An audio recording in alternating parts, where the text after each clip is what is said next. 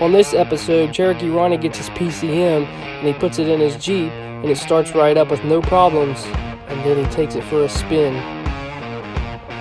Then he drives it down the road for a little bit, then all of a sudden, destruction happens. Stay tuned for the rest.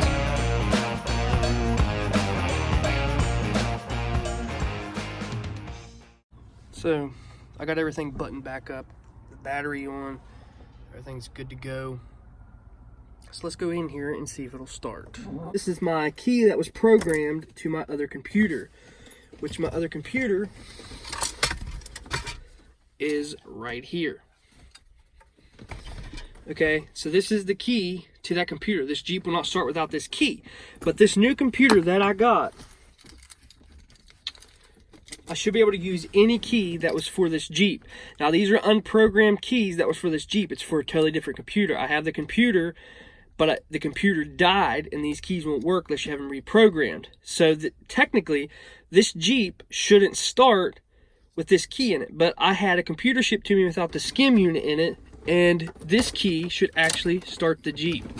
So it powers up, everything's good.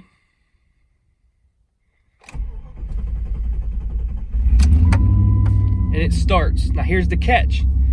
This light's going to kick on here in a minute because your computer's looking for your skim unit.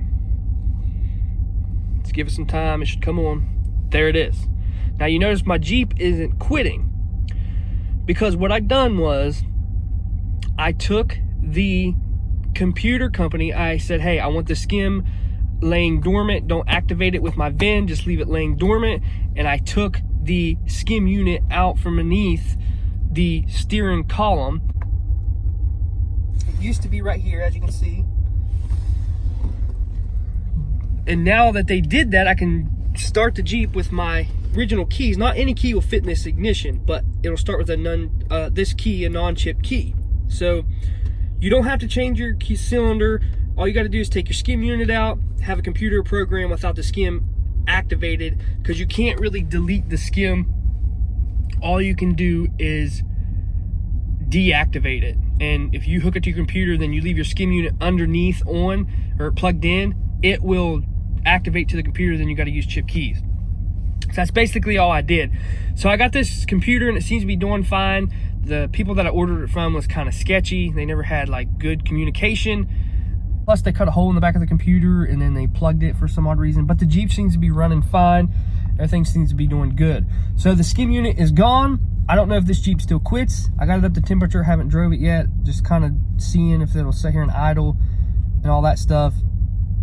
But I've been playing around with it. We'll see what, if anything else happens to it. We'll see if it quits and see how it goes. Go ahead and pull that cluster right there and take that light out. And then it'll be like a normal cluster.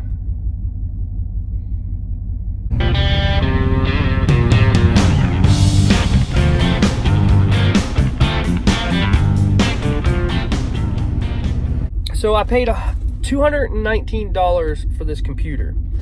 Now how long it's going to last, that's a mystery in itself, because I heard of refurbished computers, all they do is resolder everything and they send it back to you. That's what I heard. These companies on the internet are hit or miss. Like all the Flagship One, Auto Exchange, Car Auto Exchange, all them guys have really, really bad reviews, and I was taking a hit going with these guys, right? I didn't get this computer for 2 weeks. It took 2 weeks to get here, no communication. I had to like get harsh with them to get any kind of communication out of them and a receipt. So I have to send my core back in, and so they don't charge me for a core, and that's all I got to do. And it's not any good anyway, so send it in, whatever, and they'll probably just resolder it and sell it to somebody else. That's basically what they do. If that's all they really do, I could probably do it myself if I can get the jelly out of the computer, because I don't know what the jelly's for. I don't know how to put it back in. If that's all they're doing is resoldering things, I could probably do it because I can solder. I work on guitars. So I have been letting it run. I'll update you guys if it quits or whatever. If it still has problems, I'm just going to run it around, see what it does, and hopefully it doesn't quit. Hopefully it does good. So I've had this thing running for a little bit now, and it seems to be doing okay. Like I've not had a problem with it. But don't forget to keep this. You might need this later on down the road. These are really, really expensive. If you get another computer and program it to your vehicle, you can use this for chip keys. So let me explain to you how this works, because there's a lot of mixed information out there on how these computers work in these Jeeps, Dodge Durangos, Dodge Dakotas, Dodge trucks in this year, like 99 to whatever these years have the square computer with the 3 plugins in the middle. I really don't know all the years. I know these go clear up to 2004 with those style computers.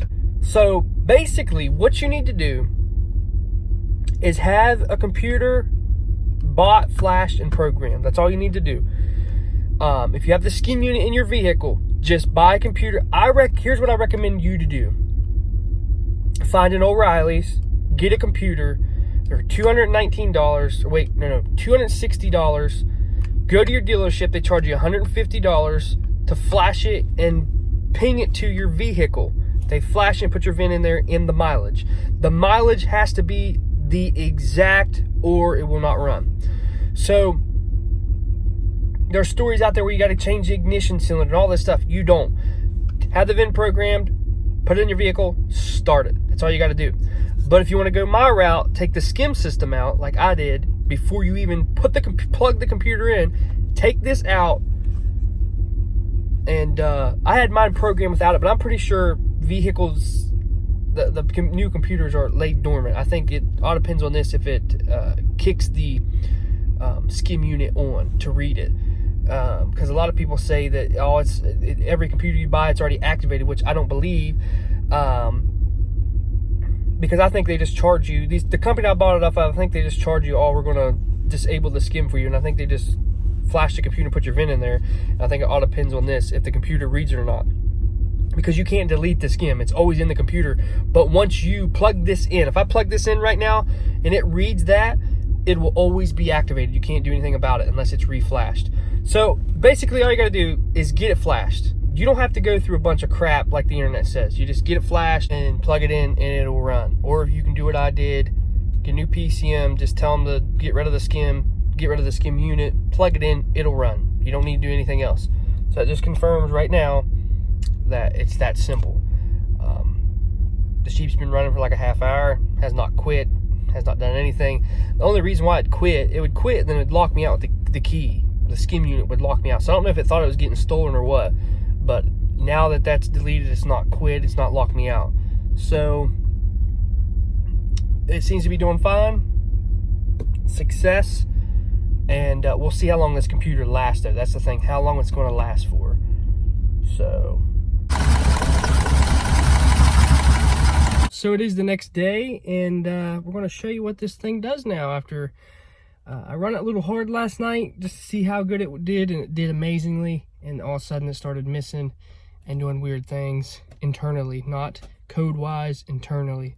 So I'll show you what it's doing.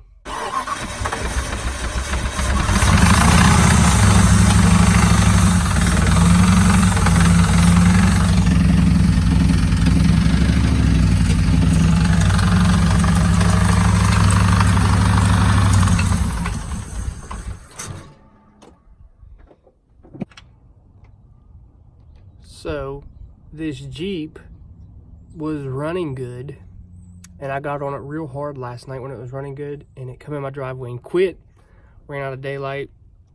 Started up today, she's done. I'm not going to put any more money in it. The motor's toast. I'm going to have to cut my losses. I done made my money back on it, so guess she's going to have to go to the scrap yard. It was a fun experience. I learned a lot on these Jeeps after having one, even though it was a short time. This Jeep's close to my heart. I'm not going to put a new motor or anything in it.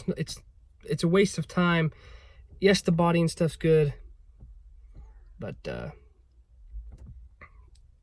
what can you do, right? So we're going to have to find out another project. Hopefully I can sell this to fund the next project that I get.